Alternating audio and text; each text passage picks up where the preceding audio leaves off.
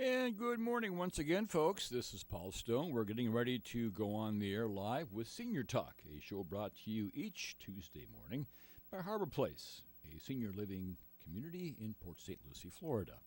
And this morning we are joined by their Director of Sales, that would be Diane McDonough. Good morning, Diane.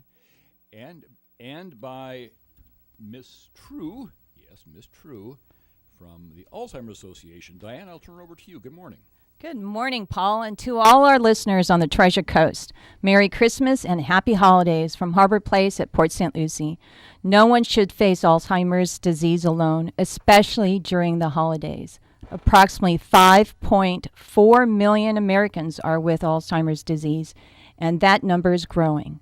Alzheimer's disease is officially listed as the sixth leading cause of death in the United States. Our special guest today is Donna True, Program Services Coordinator of the Alzheimer's Association, who leads support groups for both the patient and the caregiver. Good morning, Donna. Please tell us more about you and your position with the Alzheimer's Association. Good morning, Diane. It's so good to be here. Thank you so much for this opportunity. A little bit about me, first of all, of course. I'm a licensed clinical social worker, and I've been with the Alzheimer's Association for over 14 years now. I cover Martin, St. Lucie, and Okeechobee counties. My physical office is in Stewart, but I do, like I said, I cover all of those counties. I have my master's degree in social work, and working with people with memory loss disorders, whether it be Alzheimer's or some other type of dementia. I have been doing that since 1994, and I've really learned a lot over the years from the different families that I've worked with. So every day is a new day, and I really, really enjoy it. The Alzheimer's Association, we're both local and national. We have, like I mentioned, my office in Stewart. We also have offices in West Palm Beach, Fort Lauderdale, Miami, and one of the big things that we offer is a 24-hour helpline. So people can call us. It doesn't matter if it's Christmas Day, Hanukkah, New Year's Day, New Year's Eve. You can call us 24/7 and reach a master's level clinician. Now, you're not going to reach me because I'm going to be on vacation, but you can reach a master's level clinician round the clock, and we can actually translate in over 140 languages and dialects. So it doesn't matter if you speak English or another language, we can help, and we are there for you 24/7.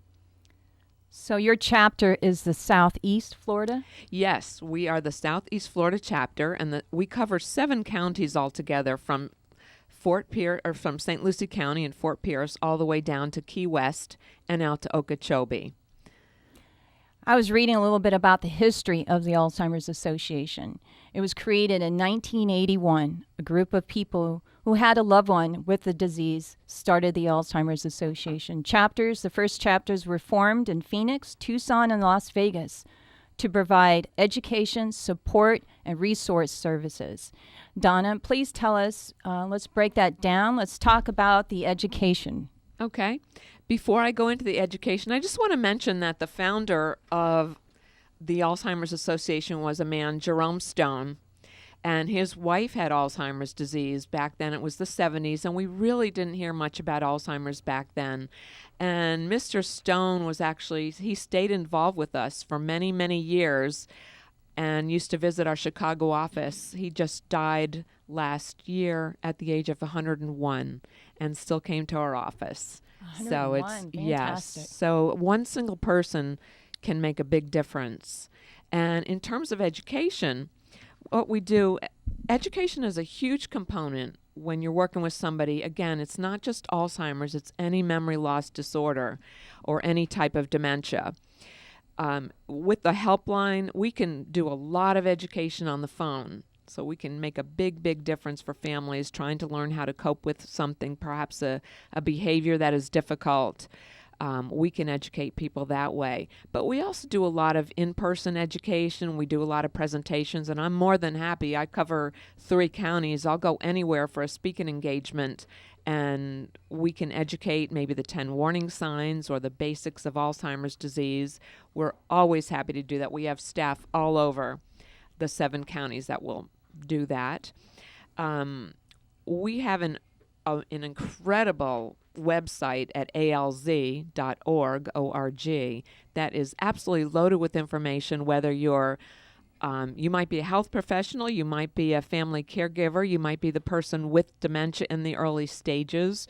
It's going to cover any possible scenario. So it is loaded, like I said, with information.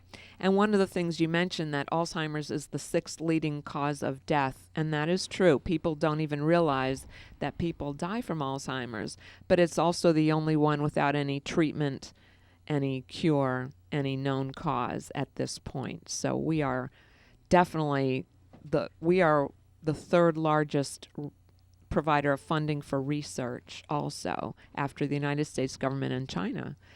So we're hoping to find a cure. We just don't want to help locally. We want to get to the bottom of this and stop this from happening in future generations. Speaking of education, educate me and our listeners. What protective steps can we take? Oh, I'm so glad you asked. First of all, Diane, I just want to point out that we don't yet know for sure anything that stops Alzheimer's disease. But if we can prolong the onset, that's a good thing. We have more years of better quality life. One of the statistics, just so you know and the listeners know, at age 85, it's almost 1 in 2 people who have Alzheimer's disease. So the numbers are very, very high. Yeah, the numbers are high. So what can we do right now to take care of ourselves?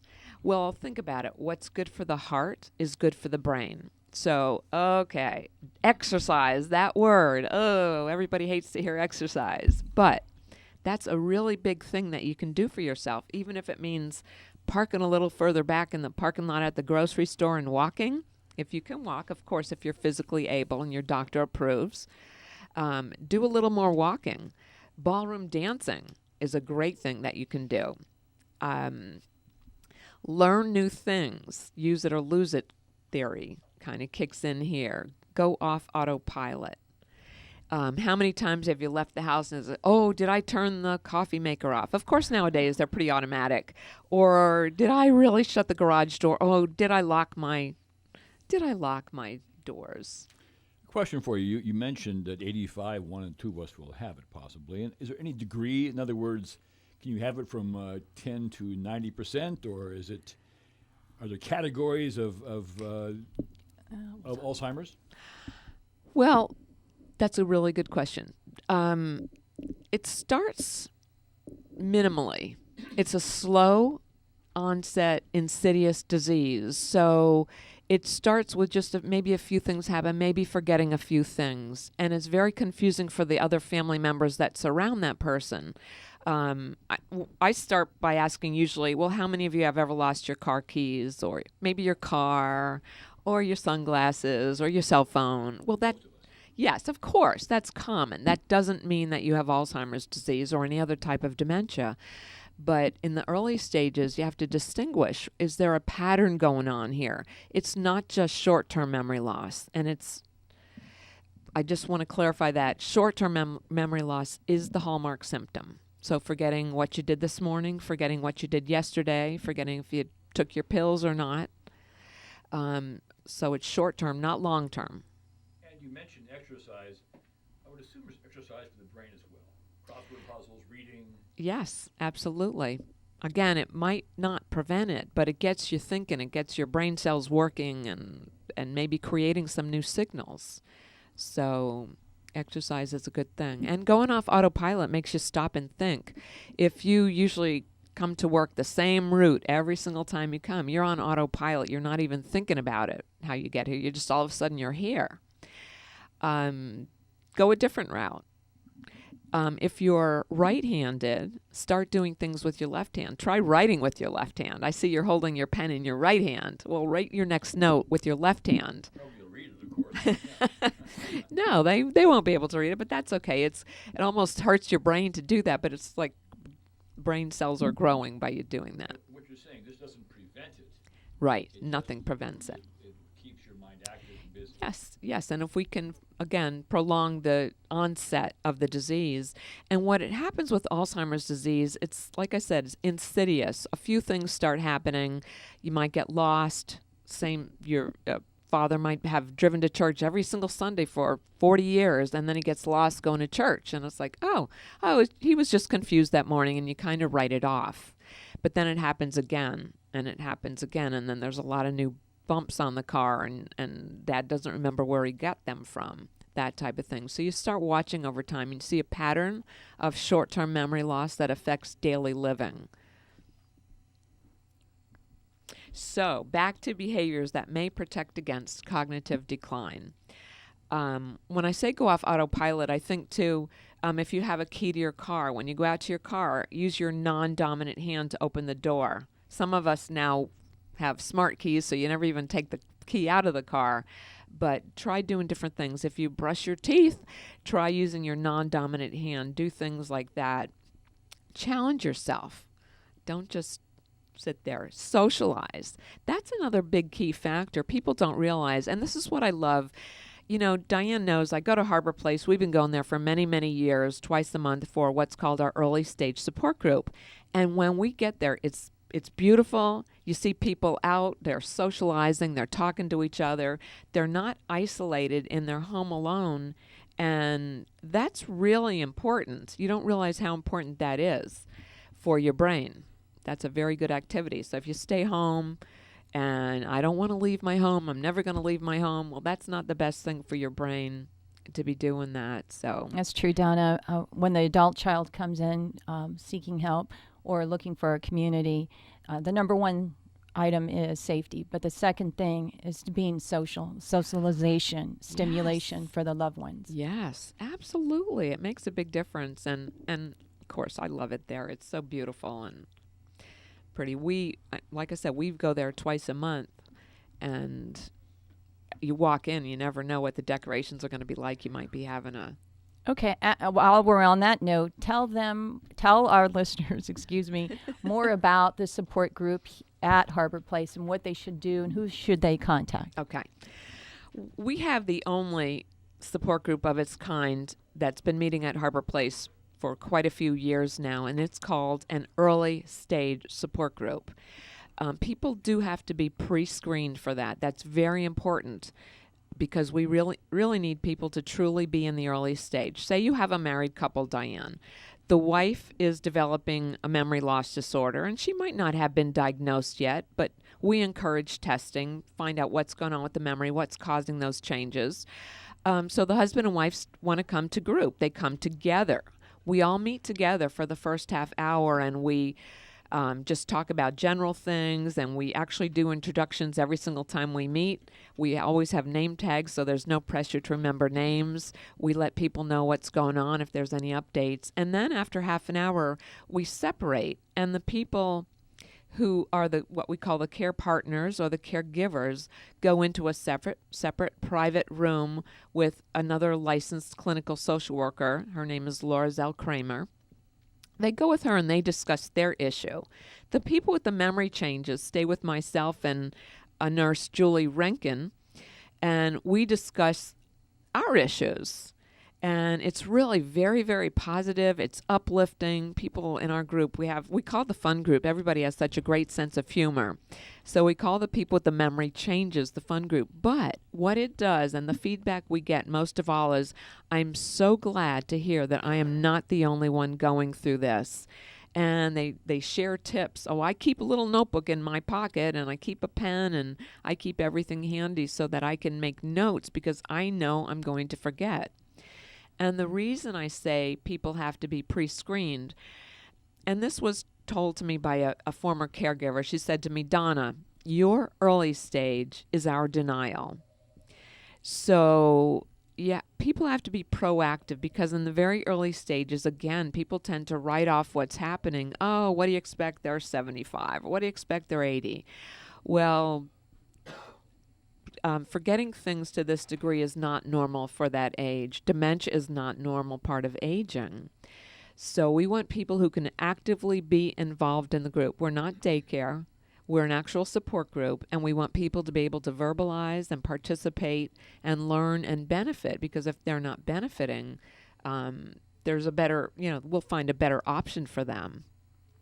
Fantastic. So it works out very well. And then the caregivers come back, and they've dealt with the issues, and they got educated, because one of the important things for caregivers is learning to enter the world of the person with the memory loss disorder, changing their expectations, making their world calmer, more peaceful, learning how not to argue, because number one rule is do not argue with a person with a memory loss disorder, because you know what? You're going to lose, and your blood pressure is going to go up at the same time. So, And then are there more behavioral? yes, there are, absolutely. One of the things people tend to forget about is getting enough sleep. Sleep absolutely affects your memory. So, yeah, any comments? How many hours do you recommend? Because I get up before 4 o'clock in the morning. But I take a nap, maybe 2 hours, let's say, in the afternoon. I go to bed around between 9 and 10. I feel good. Usually I know when I don't get enough sleep. Yes. But I would guess 6 to 8 hours is... I think that's perfect. Absolutely, that's perfect. My mother, when she turned 90, she'd say, Paul, I keep on forgetting about what I should get at the store. So, Mother, make a list. You got people, paper and pencil. Make that list, and each time you think of something you need, write it down. And she never did. She's a smart lady, so I know she was starting to even forget about something I told her, a minute or two ago. Yeah. And she lived to 93. I think she was fine, but I could see it. Are there degrees of Alzheimer's, obviously? We mentioned before. Right. If you're 10% in, 20%, 30%, or is that too simplistic to say it like that? Yeah, I've never quite heard it like that before, the 10 or 20 or 30%, but that's what we call the early stages.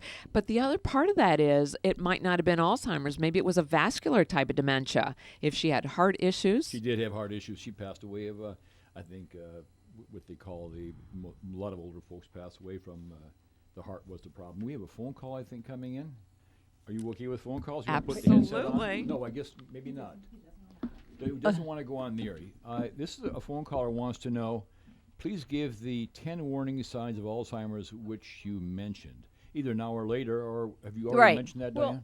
Yes. Well, thank you, caller. for the We'll phone go call. ahead. Sure, Yes, take- thank you very much. We'll definitely cover that as well. I think we're just going to finish this list of the behavioral signs and how we can help ourselves. Okay, so sleep is one of the big things. Eating well is important. As we age, we tend to digest foods differently and process foods differently.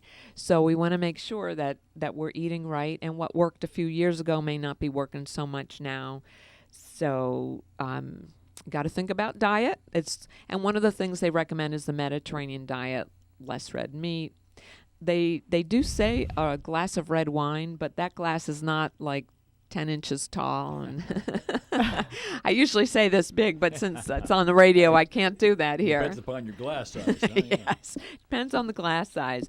Smoking is a no-no. Stop smoking. We all know it's bad for you. It's interesting because I just mentioned the red wine, but alcohol and long-term chronic alcohol abuse can cause a type of dementia that looks just like Alzheimer's disease. But on the inside, it's not the plaques and tangles of Alzheimer's. So dementia is not Alzheimer's. Dementia is not always Alzheimer's. Oh, okay. I'm glad you mentioned that, Paul. Alzheimer's is always dementia, but dementia is not always Alzheimer's.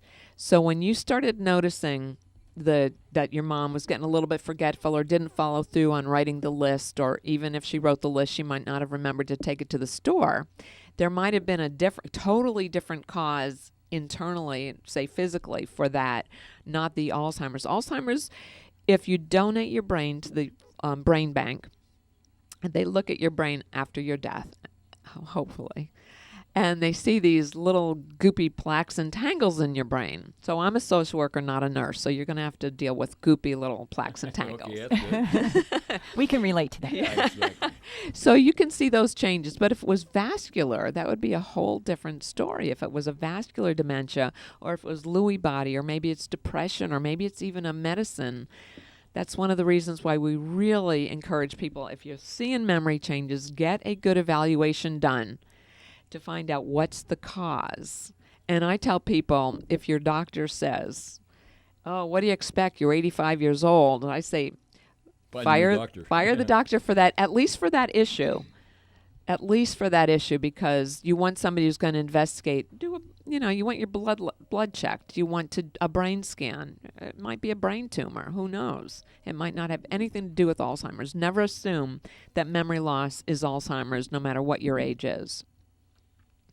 But can your family doctor do? I mean, you have to find a neurologist, for example. I mean, if your family doctor, you don't think he's a GP, an internal medicine guy. Yeah.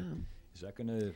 You're better off with a neurologist or a specialist. And that's one thing with our helpline. Somebody can pick up the phone and call that number, the 800-272-3900. You can always get a list of local neurologists that are able to really diagnose, or maybe a memory disorder center. All right, are we almost done with that, Liz? Because we definitely want to answer that caller's question. Okay, we are almost done with that list. Okay. A minute to go before we go to the news. You got a few more conversations. Yes. Just a couple other comments. Watch your numbers, your blood pressure. Watch your blood sugar. All those things, everything works together in the body and the brain. So watch those numbers. Keep them in check. And also trying to avoid head injuries. Get rid of those scatter rugs at home and those extension cords and those trip and fall items. I know sometimes falls happen, but do whatever you can to prevent a fall, because that could be the start of problems. And you want to avoid head injuries too.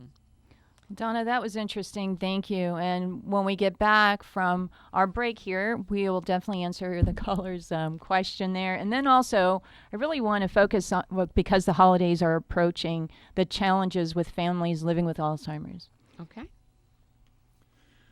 Okay, Diane, thank you. This morning on Senior Talk, you've been listening to Donna True. She's the Program Services Coordinator at the Alzheimer's Association, brought to you today by Senior Talks, always brought to you by HarborPlace, along with Diane McDonough, and we will just we'll be back with them in just a minute or two. We'll be going to the news on the bottom of the hour. Let's check your weather for you right now. It's a nice day, about 73 degrees out there.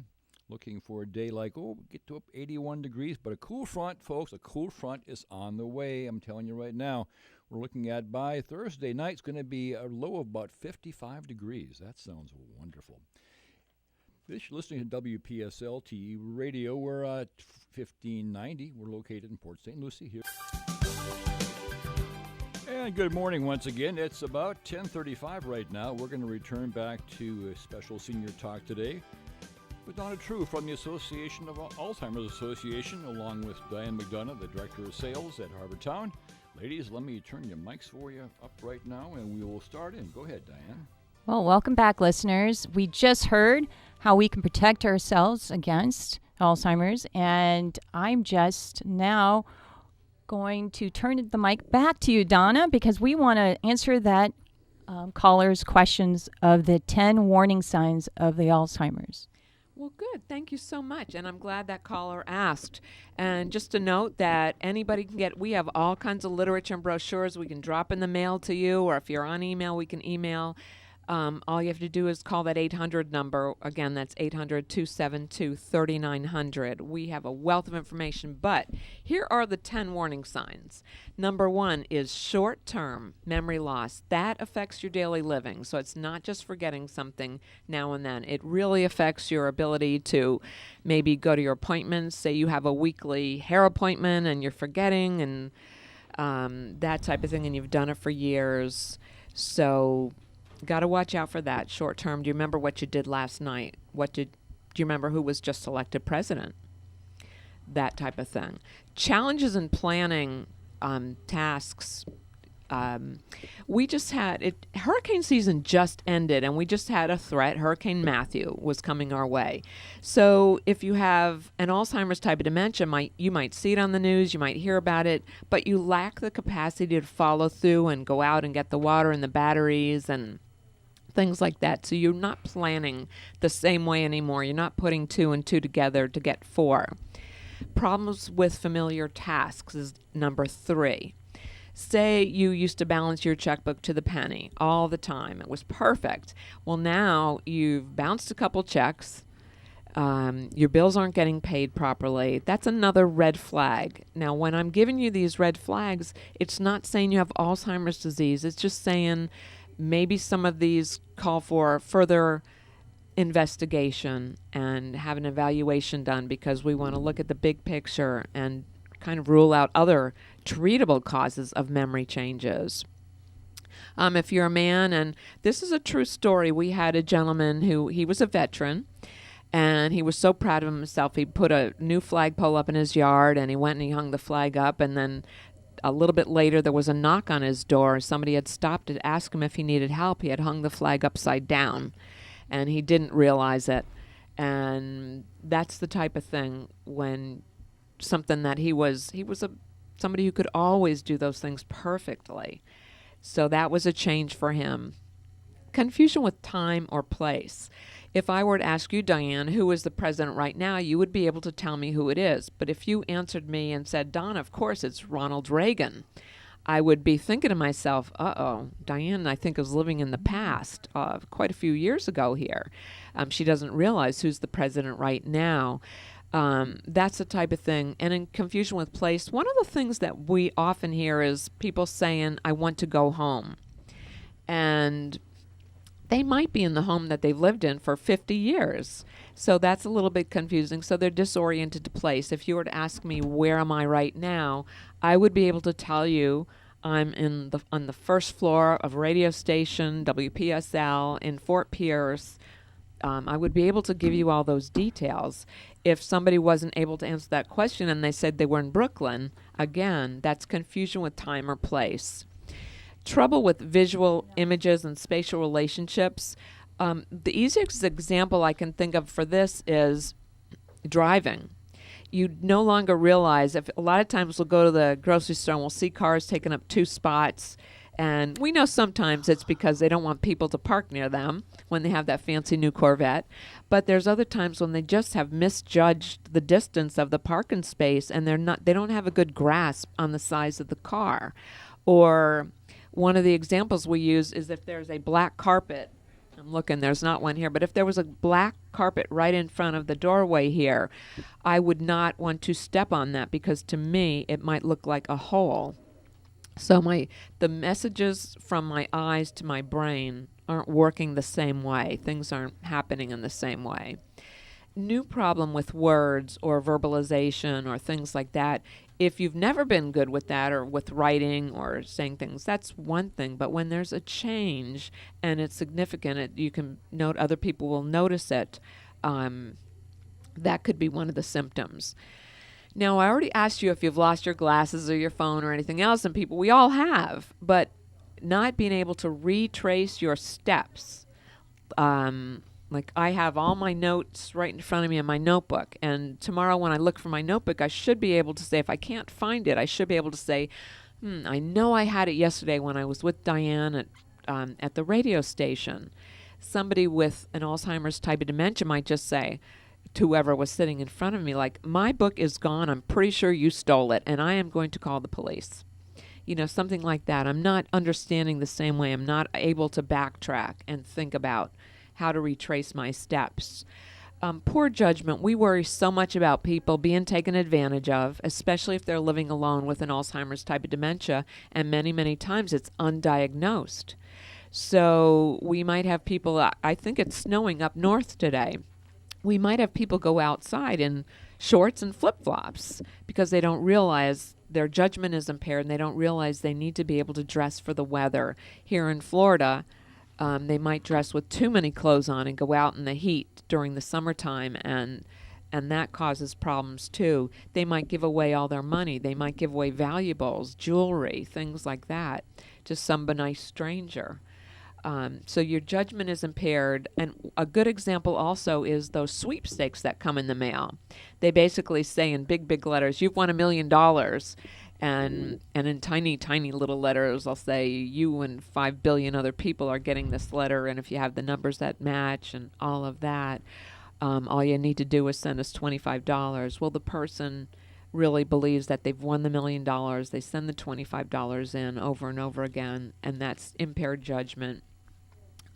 Withdrawal from socialization, and if you might have somebody, they used to go to bingo every week, and now they're starting not to show up, and they're just not hanging out the same way that they used to. So if the socialization is decreased, that can be one of the signs. Again, we don't want to pull just one thing out. We want to look at the big picture and look at the overall picture of what's happening in somebody's life. And mood and personality changes. You may or may not have this. You might have somebody who used to be just very assertive, and now they're just sweet and kind and gentle. You might have heard this too, Diane. I've heard many adult children saying, I like my new mom now that she has Alzheimer's disease because she's so much nicer now. Yeah, we'll talk about my story, but yes, I have a story like that as well. Go ahead. Okay. And it might be the other way too. It might be somebody who used to be sweet who's not so sweet anymore. But one of the things, part of that, when we see people that aren't so sweet anymore, we always want to ask about what's going on around them that might be causing that. One of our main questions, we first rule out medical. Do they have something medical going on? Something as simple as a urinary tract infection, a UTI, can really cause a change in behavior for somebody. But if you see a change in the mood or the personality, again, that could be one of the 10 signs that something is going on. So you put the red flags together. Don't assume it's Alzheimer's disease. Do get an evaluation by a neurologist or memory disorder center. And again, we can provide names and numbers for you. But just remember that there's actually reversible causes of dementia. Alzheimer's is not one of them, but there are sometimes when people are on the wrong medications, or they have depression that can be treated, or they have a thyroid issue. So don't assume. Call us. We'll help. What is that number, by the way? The number to call us, where you can reach us nationwide around the clock, is 1-800-272-3900. And your website, I have to say, is very educational, and it shows about support and the services. It's amazing. What is the website again? The website, alz.org. So it's ALZ, short for Alzheimer's.org, short for organization. So I spent 2 hours online looking at your website last night, and I didn't complete reading all the information. It's amazing, and all the information that I learned. I'm going to go back online and probably spend another 2 hours on that. I'm so impressed that you did so much homework for this radio show, Diane. Thank you. It surrounds me every day, and it's nice to learn more. And like you, I'm sure you're learning every day. Every day. With the holidays coming, you came to HarborPlace and you gave a seminar about the challenges with families living with Alzheimer's, both for the caregiver and also the person with the disease. And it was fantastic. So I want you to share a few minutes with us in reference to what you had said in that seminar. Okay. I brought my notes from that meeting. I want to start out by saying, particularly to the caregivers, the person with dementia is not giving you a hard time. The person with dementia is having a hard time. So that's why we're here, to help educate you and help you see things in a different light and learn how to enter their world. And even with the diagnosis of Alzheimer's disease, it's not the end of the road. It's a bend in the road. So one of the things we talked about at HarborPlace was holiday traditions. And many of us have traditions that go back many, many years. And it might mean flying up to New York, for example, so that all the family, all the grandkids, all the children can all be together. Well, this may not be the best thing for the person with a memory loss disorder, whether it be Alzheimer's or something else. It can be very disruptive to them. So we kind of suggest there's a time when you might want to create new traditions for the family. And to the person with a dementia, Christmas Day is just another day. Most of the time, they may not be aware that it is December 25th. They may not be aware of if it's Hanukkah that they celebrate. They might not know. So the day doesn't matter so much as the family and the love that surrounds them. But it might be time to update your traditions. If you're a caregiver and are used to baking hundreds of cookies for everybody, this might be the year to say, no, I can't do it this year. I'm sorry. I always think back, I read something in a book one day and it said, no is the first word that we learn to say. So why is it hard as an adult to use that word? Good point. Yeah. No. Right? No. The traveling can be very difficult and disruptive for somebody with a memory loss disorder. They are best served in their own home with the routine and where things don't really change. Bringing a lot of people into the home can be hectic. It's hard to adjust to that for them. So you might want to keep it a little quiet and peaceful. Caregiving and care receiving, both. It's actually a learning process on both ends. So we're also independent and we really don't want help. One of my real common questions I might hear from the wife, my husband has a memory loss disorder, or they might say Alzheimer's or dementia, but he denies it all the time. Well, there's something called anosognosia. Big, long word, but all that means is they lack insight. They don't realize something is wrong. So when they're arguing, I'm fine, you have the problem, they mean that. They don't understand that the mere fact that you were away for 2 weeks, you left all the canned food out for the dog, and they never fed the dog in those days. They don't really see it that way. So we have to help you learn how to dance around that. And one of the first things you mentioned was safety. So we want to be able to make sure everybody's safe. For the person with dementia, adjusting to somebody else's home is a problem. It's not easy. You just have to understand they are doing the best that they can. A huge thing for caregivers, no matter if it's the holidays or not, is changing your expectations. And you might have somebody, if it's the wife who's the caregiver and the husband always took the garbage out every Tuesday and every Friday, out goes the garbage. Well, now you're starting to have to remind him to take out the garbage. And then you remind him and he says, okay, and then he doesn't do it. So you get mad. It's like, I told you 10 times, take out the garbage, and it's still not done. Well, if that person has a memory loss disorder, you need to change. You, the caregiver, you need to change because you can't change. That brain is broken, and you can't expect them to change. And why are you expecting somebody with a short-term memory loss disorder to remember things like taking out the garbage? So that's one way we help with caregivers updating their expectations. You had mentioned that by the time you hit 85, almost 50% of us will encounter some form. Yes. How young could a person be? Unfortunately, we're seeing more and more younger people. And Paul, I'll tell you, the youngest person that I personally have met and talked to was 40. Yes, but we're seeing more and more people in their 50s and 60s. The age can be even younger than that. I've heard of people in their 30s.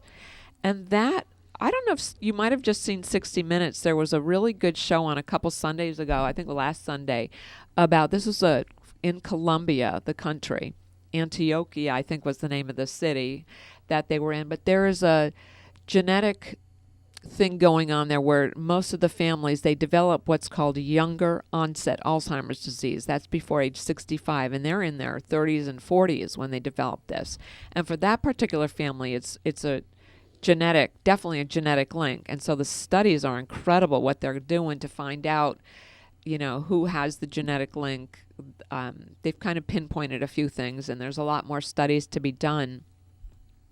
But they are looking at that. So we do see it younger and younger, unfortunately. We had mentioned earlier about heredity. Is Yes. that one of the questions you're going to get into, Diane?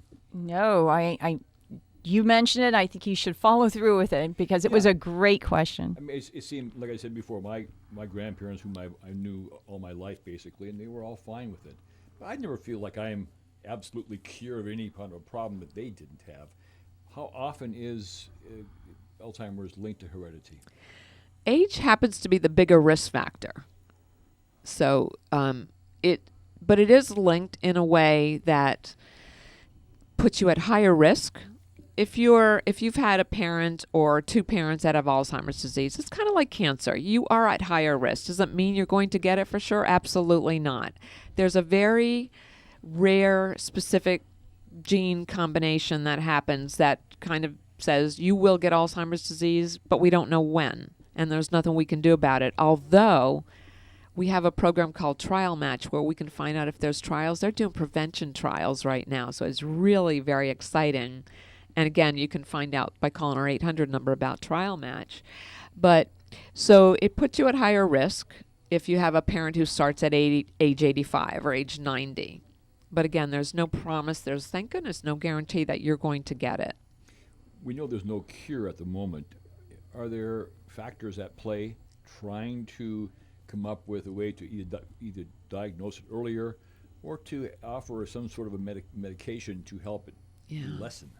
Yeah, and that's huge, really. There's so many great studies going on in terms of it might be a spinal tap fluid check, it might be a blood check, but all over the world there is research going on for earlier diagnosis, because the earlier we can diagnose, they feel the medications are working better when people are diagnosed earlier. But again, as I mentioned before, that's a lot of times the caregivers are in denial, so they keep their head buried in the sand in those earlier stages, and they don't want to have to deal with that. But yeah, we actually have some medications out right now that help keep people at a higher level longer than they would have been if they didn't take the medications. That's Aricept, Exelon, Residine, and the add-on is Namenda.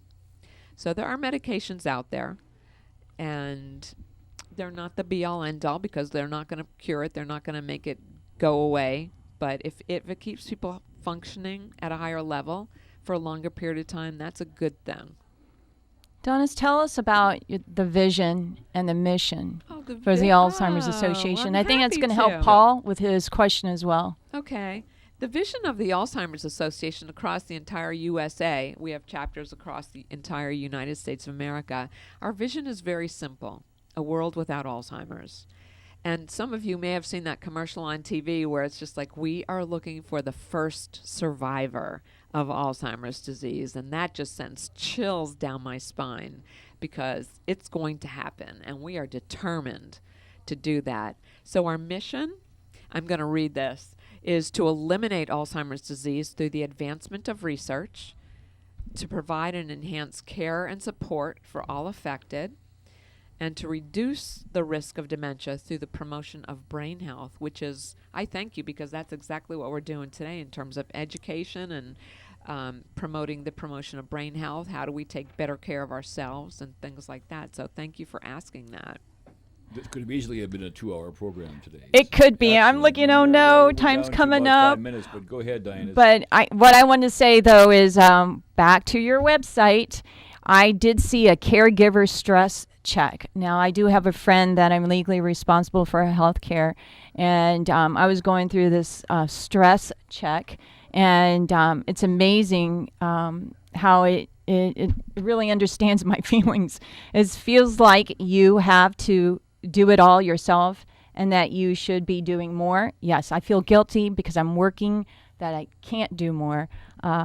And worry that the person you are caring for is safe. Always worried about it. And it's interesting. So get on the website. What's the website again? alz.org. Yes. As a caregiver, take the stress check and see. And it's very interesting that I'm not the only one out there. And Donna, you took care of your godmother. Am I correct? Well, I had a godmother who went through all the stages of Alzheimer's disease, lived until the final stage, over 20 years with Alzheimer's disease. So I was able to watch her through the stages, and I just want to point out something. One of the things, I would drive from Stewart down to Miami to visit with her, and one of the things we encourage is never test somebody with a memory loss disorder. I would never go into that nursing home and say to her, "Do you remember who I am? Do you remember my name?" That is a test question that somebody with a short-term memory loss could very well fail. And if you ask that question, you're going to make them more anxious and more unable to come up with the answer. Donna, what I've learned is being a good listener. I need to be a good listener because when I approach her, I try to find out where she is in her life, what time period. And so listening is very important in living in their world. And you're right. Do not say, do you remember? That's frustrating to them. But this has been like a really great show. And I just wanted you to capture the last few minutes with the events that are coming up that you have here with the Alzheimer's Association. Okay. This Thursday in my Stewart office, which is the Nexus building in Stewart by the bridge, Roosevelt Bridge, we're going to be offering from 2:30 to 3:30.